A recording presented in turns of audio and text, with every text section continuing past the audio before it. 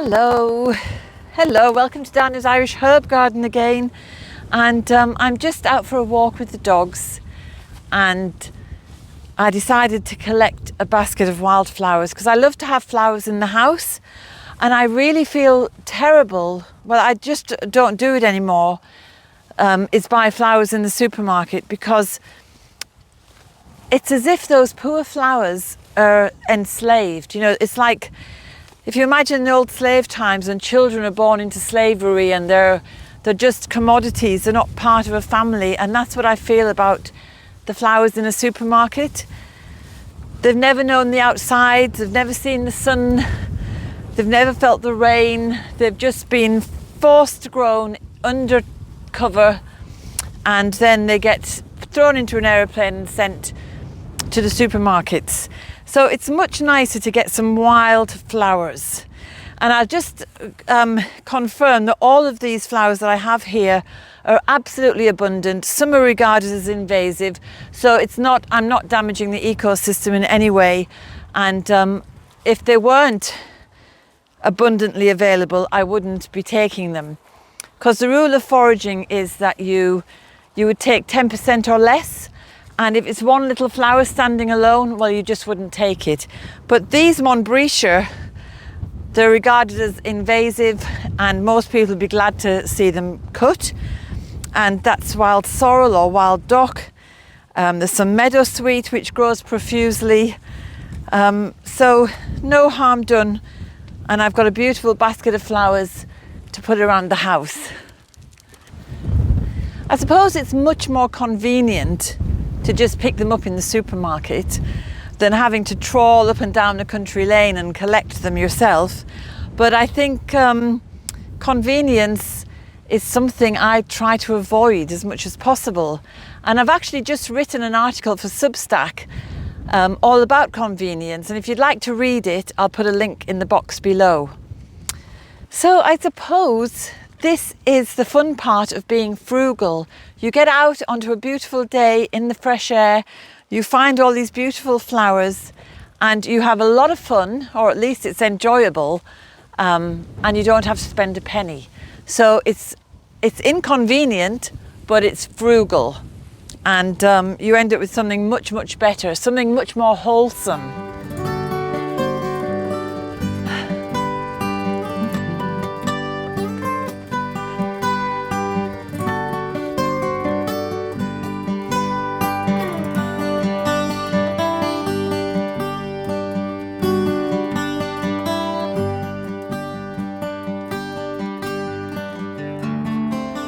Just get some of these low-lying blooms that are trailing on the ground. I love to have flowers in the house, but especially I have a little altar for the goddess, and I always like to have fresh flowers on there.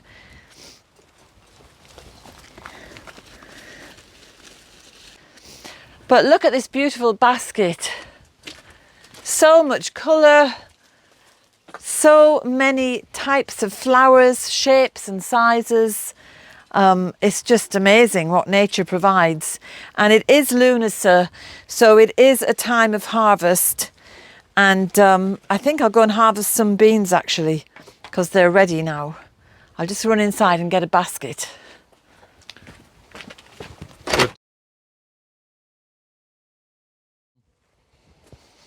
Now, lots of beans here I noticed yesterday, and it's great. We've got plenty of onions this year, we've got plenty of beans, we've got lots in the freezer, and but we are nowhere near self-sufficient.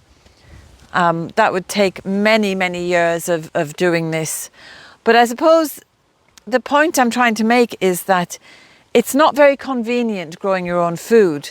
It's hard work, it's being tied to the garden, especially when you have to water. You have to learn to deal with the knocks as well as the successes. So, you know, a lot of our brassicas were eaten this year, so that's very disheartening. But we'll just keep persevering because it's the lifestyle that we've chosen. We prefer to be as self-sufficient as we can, which is probably about 20% in terms of food. But then you can be self-sufficient in other ways as well. You know, you can develop skills. and use them in your life instead of having to outsource. So one of the things I've been banging on about on this channel for years now is to encourage people to be self-sufficient in terms of their healthcare, for example, because if you can learn how to treat yourself at the beginning of a health complaint, it's more than likely that you will resolve it, and then you won't have the inconvenience of having to rely on somebody outside.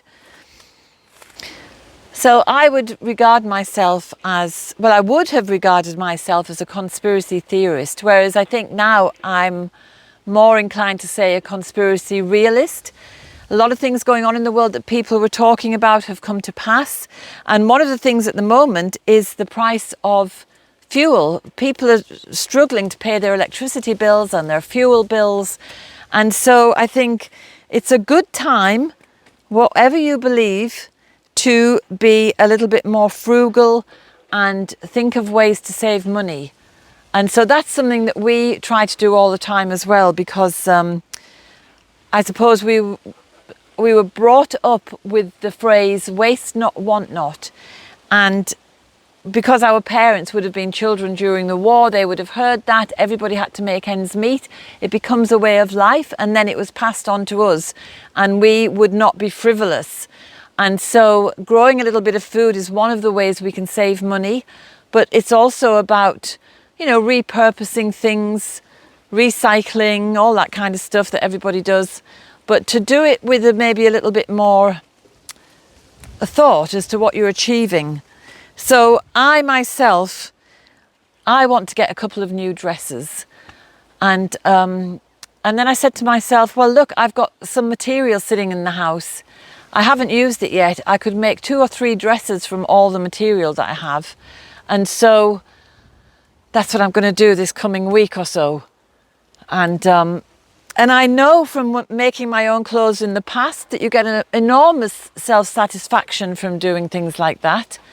And nowadays, I think in every city and town, there are little hubs where somebody will teach you how to do things like sewing on a button or hemming a skirt, putting in a zip, all these simple little things. Well, simple to me, but a lot of people missed out on the chance to learn. So now is a good time to take advantage of these classes. So we're in Lunasa, it's harvest time, and it's one of those, we're in between the seasons now. We're in between summer and autumn. It's drawing in at night. It's getting a little bit cooler here. Lots of things are coming to fruition. Lots more to come yet. And of course we can keep harvesting into winter time.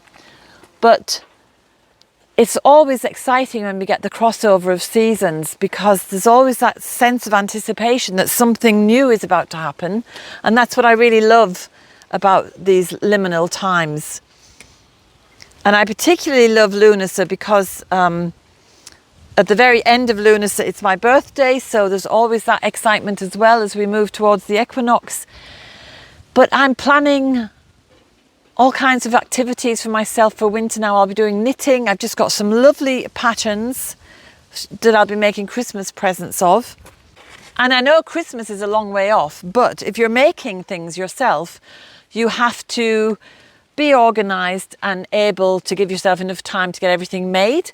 And I do like to include homemade gifts.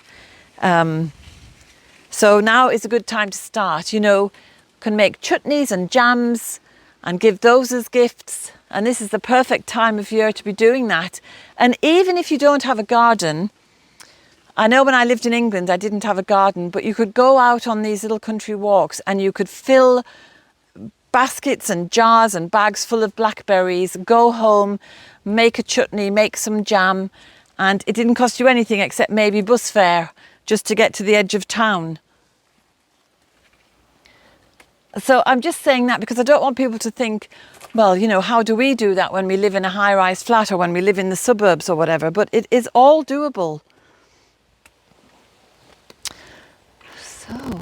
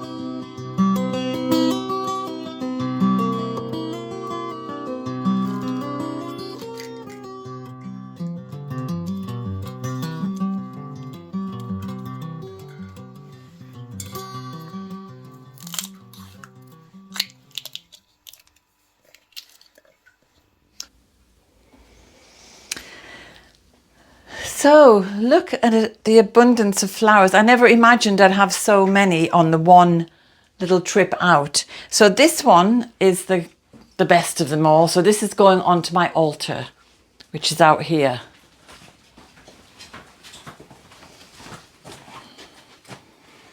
So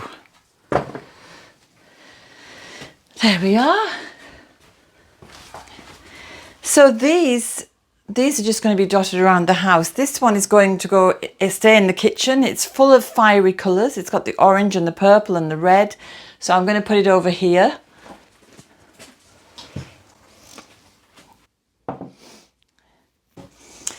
And this one I think can just go out here.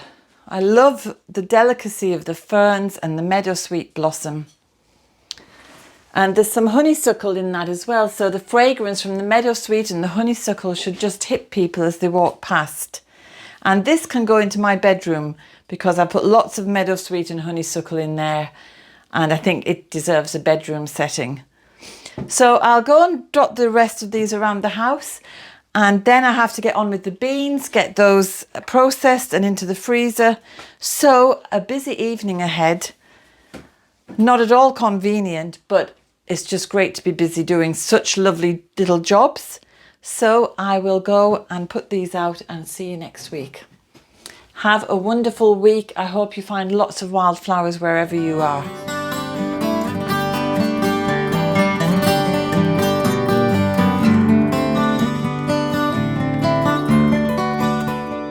I hope you enjoyed today's film. If you did, subscribe and hit the bell for notifications. And have a look at the website danusirishherbgarden.com for more information about us and about the herbal medicine courses I offer and the Wise Woman Way training.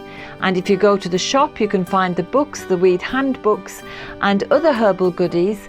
And remember, we put a new film out every Sunday. So looking forward to seeing you next week.